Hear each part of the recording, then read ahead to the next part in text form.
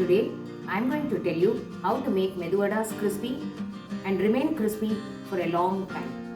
There are 3 things you should ensure while making the Medu Vadas crispy. Listen to it very carefully. Even if you miss out on a single point, your vadas might not turn crispier. The first one is soaking.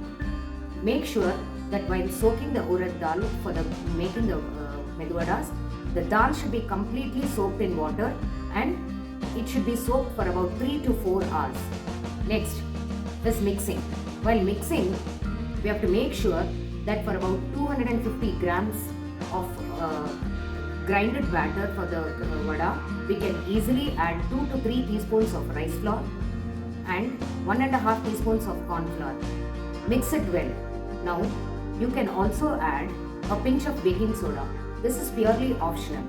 Now, while you mix everything, make sure that you use your own hands to mix the batter nicely and beat it and run it nicely with your hands so that the batter gets aerated properly.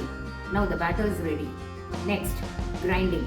Before grinding, make sure that you even strain out the last drop of water on a strainer. Now transfer all the complete dal inside the mixer jar and run the mixer to make the batter a very smooth batter out of it. Now testing whether you have reached to the consistency. This is how we do it. Take a bowl of water and slip a little bit of the batter into the water.